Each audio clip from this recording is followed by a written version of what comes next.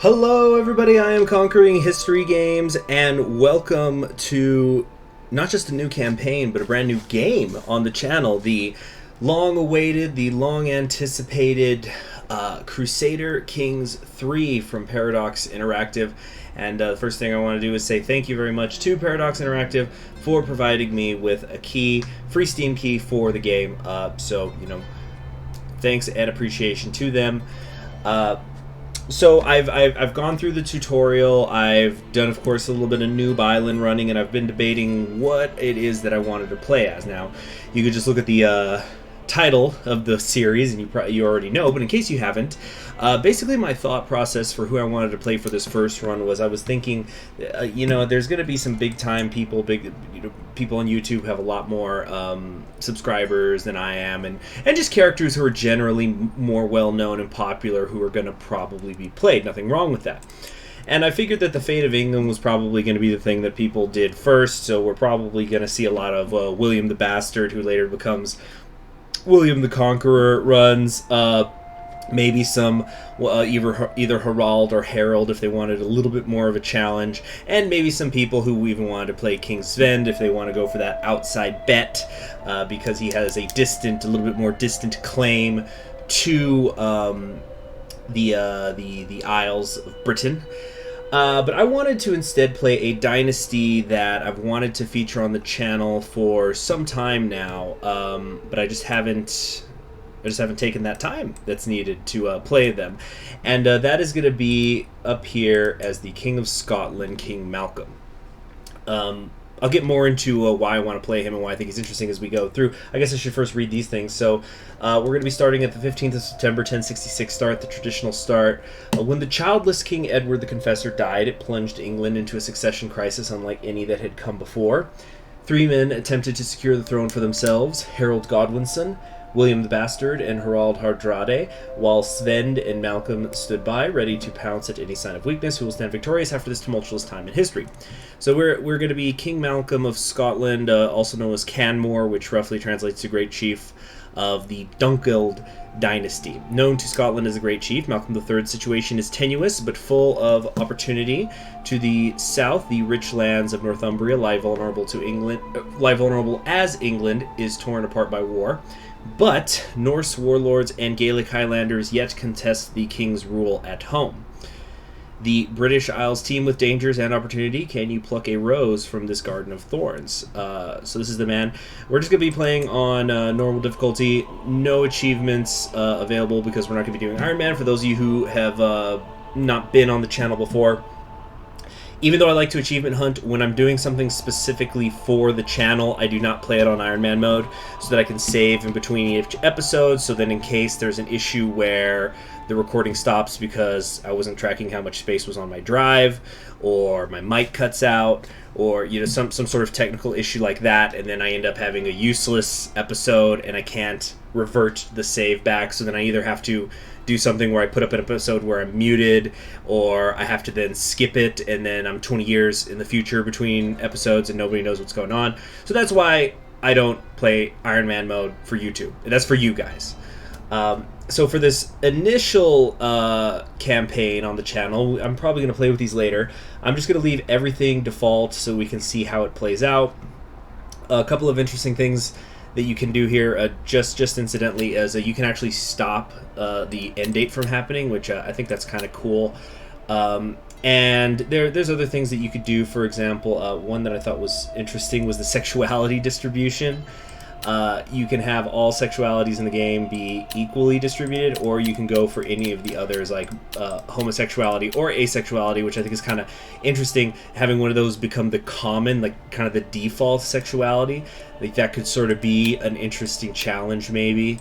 I'm not entirely sure how much that affects the fertilization or like the fertility ratios. But yeah, I think doing a homosexuality or an asexuality run for a little extra challenge, because of course it's a game of you got to have children, you got to increase the size of your family. That could be kind of interesting. And we're not going to do things like having randomized face or anything like that. So like I said, all this stuff could be done later. It's just going to be defaulted for now. So I will see you on the inside of the game. And here we are, new Paradox game, new map, graphics, which so far, gotta say, don't hate it. But it's nice, it's colorful. Obviously it's an adjustment sort of visually, but I like it initially, and yeah, we'll just see how it plays out. So, for those of you who've never been here before, I like to play historical characters when I play Paradox interactive games, so that I can then talk about what they did historically, because a lot of people, they play these games but they don't actually know the characters, their backstories. And, you know, truth is stranger and often much more fun than fiction, so this is the place to learn about them. So, the Kingdom of Scotland, extremely abbreviated history of it. In the late 5th century, there was a tribe of Gaelic peoples called the Scotti, who were in the northern part of from the northern part of Ireland, kind of around this Ulster region, who migrated to southwestern Scotland. And this southwestern section of what would become Scotland was named after them, and eventually the whole area became known as Scotland. It was this area that was north of Tweed. And they found themselves in dispute over this northern part of the Isle of Great Britain with the Picts, which were a Celtic tribe, the Britons, who had been fleeing from the Anglo-Saxon invasion of the island of Great Britain, and the Angles. So we had Anglo-Saxons, the Angles, and the Picts, who were already there. And you end up getting this amalgamation of a country that had influences from England, from Ireland, and the Celtic cultures. So what Scotland is basically defined by is clan conflicts and resistance to foreign invasion.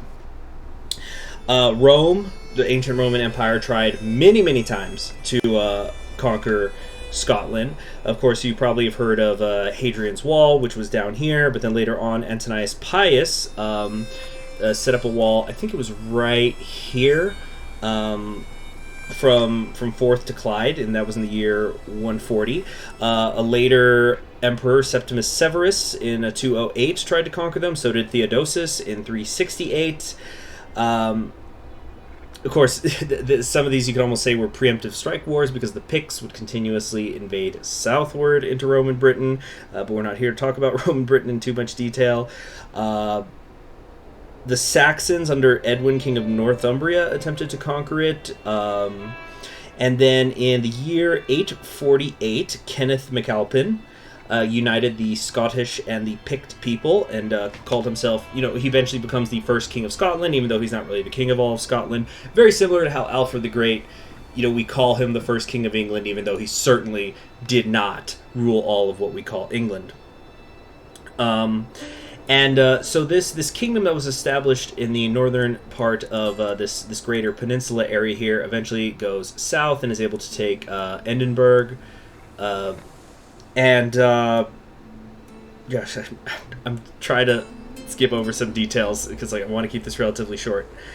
Then Malcolm II, who of course was a predecessor to Malcolm III, who we're playing now, conquers Lothian, merges it into this kingdom of the Picts of the Scots, and then, while initially it looks like it's going to be a mostly Celtic country, the Danish end up invading England, which is earlier parts of this campaign, and a lot of English, for lack of a better word, refugees go north into southern Scotland, and so you start getting a lot of Anglo-Saxon race mixing into there. So you've got Picts, Scots, the Celtic British, and the Anglo-Saxons coming together. Now, King Duncan of Scotland ends up fighting against the English, and after he is defeated at the Battle of Durham, his general Macbeth, who you know from the Shakespeare play and is a historical figure, overthrows him, claiming it through his wife, who was the granddaughter of a... You know, it doesn't even matter. Through his wife's... He presses his wife's claim, Macbeth does. Eventually, after Macbeth murders Duncan, he reigns for several years, and then he is killed by Duncan's son, Malcolm III, and here we are. a lot of the period of Scottish history that I was skipping over involved tons of kings who were dying of assassination. The country was not infrastructurally very strong. A lot of struggling over basic resources like food and water. And for, I don't mean to insult the Scottish people, but there just wasn't really a lot of space for, let's call it, greater civilization to develop because of these internal and external strifes. Because, of course, you had Norse raiders who end up taking a lot of the Isles of Scotland, which, as you can see here, so they take the Faroes, the Shetlands, the Hebrides. And so there was this constant fear of conquest by the Vikings, who are taking over huge swathes and destroy, or if not taking over, at the very least raiding huge chunks of Europe at this time, and especially to the south in England. But we've gotten up to King Malcolm III, as I was saying, who incidentally is married to a Norwegian woman. So Malcolm III historically later gets a second wife. He actually marries Margaret of the House of Wessex, who were the founders of the Kingdom of England. And that's not the only marriage connection that the Dunkeld family ends up having with both Wessex and the House of William the Conqueror. So eventually, we're now going to be casting forward a little bit. This is why I wanted to play this guy. King Malcolm ended up having, I think, 4 sons who were kings of Scotland. There was it was him, but then also his brother. So you had this really tight-knit family unit of a father, his brother, and his sons, where it goes Malcolm III, Donald, Duncan, Edgar, Alexander, and then, so that's 6 total, yeah. Malcolm, Donald, Dunkel, Edgar, Alexander, and then the 6th one, David of Scotland, who ends up kicking off, who is the youngest son of Malcolm III, and kicks off the Davidian Revolution, which is like this defining moment where, how do I say it, Scotland is sort of pulled forward into an, at the time, more modern context, because he founds the Burgesses in Scotland. He feudalism becomes more entrenched in Scotland, because it was still, prior to that, very much a clan style. It was a nation built on the concept of the clan governments and organization and stuff. King David of Scotland made the government much more Normanized. He was really influenced by William the Conqueror's version of England and his family's version of England, because he had spent time there in his youth. And I'll talk more about that later in the series. Founded lots of monasteries, was a big believer in Gregorian reforms and things like that. So he's really the inspiration, he being King David I of Scotland, for this campaign. Now, he's actually not born here yet, so what we'll probably do is whenever we have our next son, I'll name him David, and maybe we'll try to get him on the throne or something. But the important thing is, the goals for this campaign are, we want to bring Scotland forward and make them the preeminent power of the British Isles. So the goal is to form the Empire of Britannia, which, if we look here, in order to do that, I'm going to need 73 of the counties that form up the Isles. I currently own 18, so a long way to go. I need to have 1,000 gold, also quite a long ways to go. And I have to have 2 kingdom titles. So I've got one. I've got Scotland, of course, but then I'm going to have to conquer some other areas to form that. The Kingdom of England does exist already, so if I can try to find a way to become King of England, not only would that give me a big chunk of land that I need, not all of it, but most of it. Yeah, by my count, because I counted before, and I think it's not enough to just have these 2. I'm going to still have to take more areas to get the county count, but it'll get me a long way there. Now, I could also form the Kingdom of Ireland or the Kingdom of Wales, and there seems to be something here where you can form the Kingdom of Cornwall, but it says there's no de jure counties.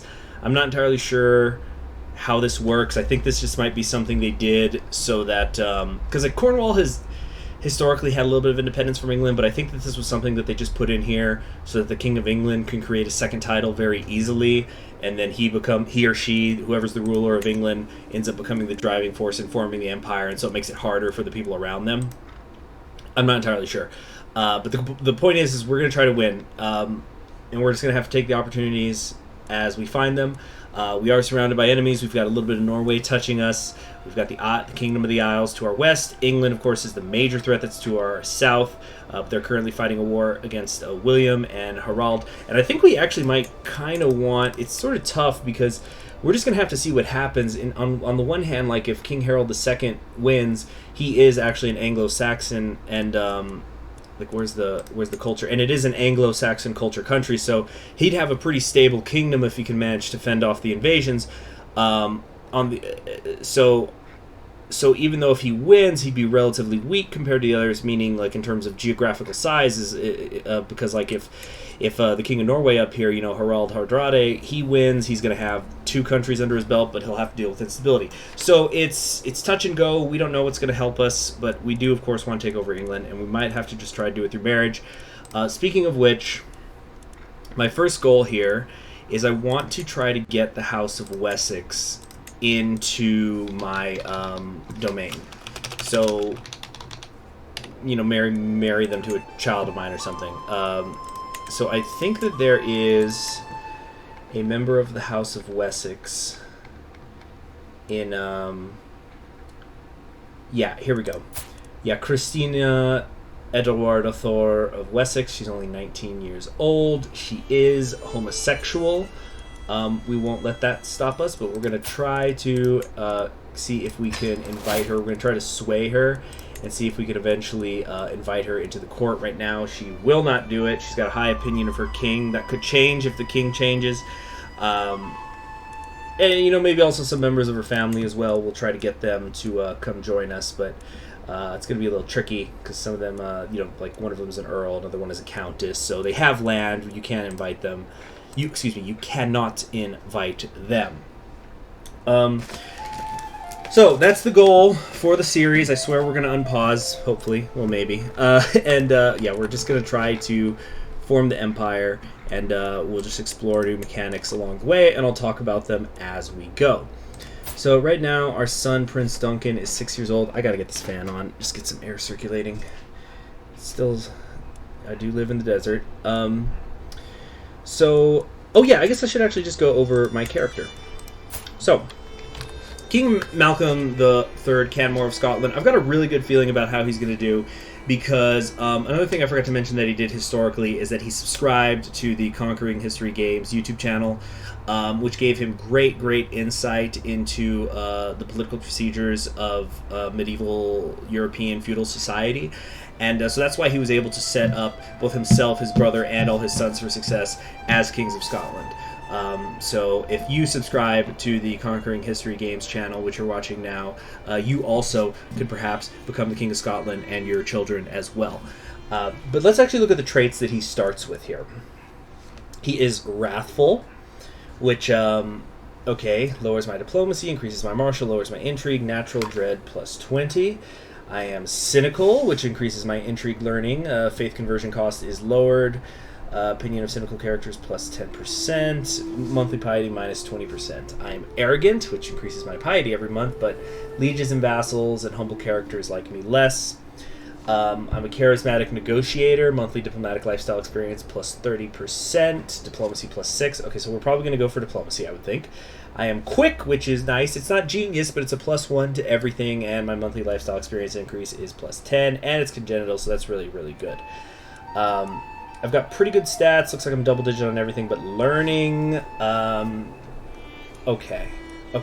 So one of the things that is really cool here is they've implemented the concept of stress. So this means basically that your character's traits become more important than ever, and it kind of almost...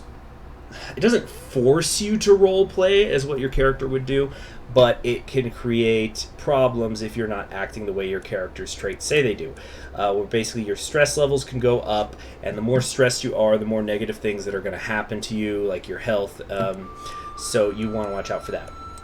But as we saw here, my character is a charismatic negotiator, which is going to increase his diplomacy lifestyle experience plus 30%. So let's do that. So this is how the lifestyle thing works now in this game, and it's going to be interesting to see how this plays out. You can choose the various lifestyles here. So if we wanted to look at learning, we could then pick a focus within learning. So I could do something like go into scholarship, which increases my developmental growth, increases learning experience, whatever. And the point of this is that it's going to be filling up this learning experience bar. And whenever the bar is filled, you get a perk available to you, and then you can start to take something in these trees. From my tested, there is nothing stopping you from being able to take more than one tree within the lifestyle you've chosen.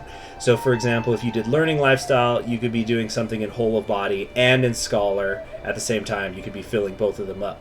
But you cannot do something like, I'm going to work on the scholar tree of the learning lifestyle, and also I'm going to work on being a seducer. You have to choose one of these things, and then you stick to it. So because we get the bonus from our diplomatic education, we're going to go into the diplomacy lifestyle. And as you can see, we've already got some things here. So for example, we could befriend people. This is the family hierarchy thing. We can befriend people. Our children will get 1 to 3 extra skill points, which is pretty cool. Each friend gains minus 5% stress gain. Heart of the family, close family opinion is up by 15%. We're already a flatterer, so our befriend scheme power is plus 30%. So you see these two work together. Thicker than water, personal scheme success chance plus 25%, plus 25% against family members. And each friend relation gives 2 random skill points. Wow, that's really cool. So let's take a look at which subsection, like within diplomacy, which focus we're going to take. One can never have too many friends near or far. This is foreign affairs. Plus 3 diplomacy. Diplomacy experience plus 35 a month. Okay. We could do majesty. Regality flows from ritual, tradition, and glory. Plus 1 diplomacy. 1 prestige a month. And 35. These all have 35 experience for diplomacy a month. And then family focus. Even if we do not choose them, those closest to us are the most important. This will increase my diplomacy, my fertility. Okay. So foreign affairs kind of seems cool, but I did talk about trying to do a little bit of role play here. We don't want to get stressed. I think what we're going to do is the family focus, since Malcolm did have, I think, 8 children. He had a whole lot of kids. Actually, I think he just had 8 children on his second wife. So the first one, Ingeborg, the one I'm married to now, we've had Duncan II, Donald, and Malcolm. Only Duncan II was able to become king of those ones, and then he married Margaret, and they had Edward, Edmund, Ethelred, Edgar, Alexander, Edith, Mary, and David. So I think family focus works best for my character's historical setup. So, okay, here we go. Let's see. Diplomacy experience will give me 35 a month. 25 is the base because I'm quick. That's 10%, and the charismatic negotiator is 30%, which we talked about earlier, which is why I'm in this lifestyle. Can only be changed every 5 years. I don't think I'm going to do that. I'm going to try to, as a habit, not do that. Just stick to one thing, even if it's not a min-max call, just for role-playing. So, alright, we've got that done. We should be able to knock out quite a few of these over the course of our lifetime, because we are only 35 years old right now, and we're feeling fine. Our health is good. Oh yeah, let's look at the Dynasty tree, by the way, so you guys can kind of see what I'm talking about here. So this trait takes us back to Dunkeld Dunkel, who I think this was the one who married into the family of Makalpin into a daughter, and then that's why the name. So even though Dunkelds trace themselves back to the original King of Scotland, the one who claims himself King of Scotland, it's through a female line, so that's why they have the Dunkeld name. Okay, yeah, and then there's my brother Donald, so this was the one who becomes king historically, and then my 3 children by my first wife. Okay, so, really trying to unpause in this episode. Let's look at what other things we have to do here. My heir won't become a great ruler without an education. Okay, so this is just explaining how to groom the heir. I will read it out just to kind of show you how helpful these things are. Just like in Crusader Kings II, tooltips are your friends. So, my heir doesn't have a guardian. To find a guardian for your heir, use the educate child interaction with them. This will make them their ward. You want to find a highly skilled character to educate your heir. We recommend that you look for a guardian with a high tier education trait. Example, brilliant strategist, or a trait such as quick or genius. If you're not willing to take risks, you can educate your heir yourself. You generally want all your children to get a good education, but if you have children you don't particularly care about, such as your 4th or 5th child, you can always assign them to a vassal to gain an opinion boost. To do this, it's easiest to use the offer ward interaction directly on a vassal. Okay, so we're set there. By the way, you've also got the encyclopedia here that'll show you different things. You know, hover trait shows you what a trait is. You know, and you can search for things specifically. So, if you wanted to look into like succession laws are already there, but something like knights, right? You know, a knight is a character that joins your army, and then you can just keep following, you know, all these tooltips and stuff. So use that encyclopedia, people, which is, I think that's great that they just put this into the game itself. Because I personally have a double monitor setup, but I know that not everybody does, and I'm always telling people, for all Paradox games, you know, the wiki is your friend. Now, the tutorial in this particular game was really good. I did go through it just so I could experience what it was like. But, you know, consult the encyclopedia, consult the wiki, help yourself, you know. Was something to make fun of you? It's like, oh, you're learning the rules of the game? What, do you suck or something? What is this, a new game that's only been out for 2 days or something? Anyway, let's think about what the game plan here is. So I think the first thing that we have to do is we've got most of the de jure duchies. We do not have the Duchy of Man, or wait. Yeah, we don't. He's a foreign ruler right now because he's under the Isles. So I think what we're going to probably want to do is take some of these de jure areas here. So, for example, we could fight them for Galloway, but I could change what I specifically want. So I can go for Argyle if I want some socks and different things like that. And it costs different amounts of prestige to do that. Now, here is the problem. Oh, shoot, I can't try to close this. There we go. As it says here, it'll warn you. Their military strength is superior to ours. Their levies are 432, and they have 6 knights. Knights are basically like miniature super soldiers. I'll talk more about them later. But compared to, say, my own realm, I've got 822 levies to call on and 7 knights. But the problem is that their allies are much stronger. Their allies constitute 2,381 levies, 7 knights, and 2,000 special soldiers. I'm thinking that's Norway, right? Let me check this. Okay, court, vassals. Here we go. Diplomacy, yeah. Allied to King Harald IV, the hard ruler of Norway. So especially if Norway ends up winning the War to the South, that's going to be a pretty serious problem. So, here's what instead I'm thinking about doing. Okay. I think what I'm going to do is, for right now, we're going to pick at Ireland, since Ireland is virtually one county, one ruler, except for Munster right now. So we're going to go to the council here. We're going to go to our archbishop. I'm going to ask him to fabricate a claim on the county, and at 100% you get a chance to press an unpressed claim, which I really, really like, because there's now like a time on it, so you know, you kind of have an idea of when it might happen or when it's going to happen. So in 2 years I could press a claim on Ulster. It doesn't look like anybody in particular is any of these will be particularly faster, but you know what I might want to do is my priest likes me. Fabricate a claim. I cannot fire him. Yeah, because I don't have the doctrines that are necessary. So, clerical appointments are for life right now. which is fine. I could always just kill him if I wanted to, but he's got 14, which is good learning, not the greatest. So for right now, yeah, 2 years is fine. We're going to fabricate a claim on Ulster. It's proper Scottish land. That's why I talked about it at the beginning.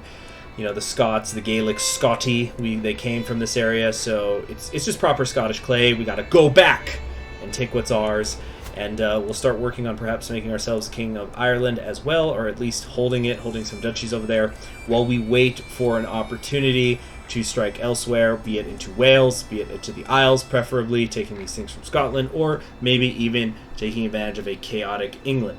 Alright, well, I'm looking at the time now. I'm so sorry. I guess we were not able to unpause after all, but we will. In the next episode, I'm going to promise I'm going to get it up within the next 24 hours. Thank you very much for joining me. I'm Conquering History Games. Please be sure to subscribe and click the bell so you'll always be notified whenever a new video goes up on the channel. I hope that the audio was good for you. It might take me a little bit of time to properly dial it in, but I think that I had the music, to me, ratio good. It is a brand new game. But thanks for joining me, and I will see you all in that next episode. Have a great one. Bye.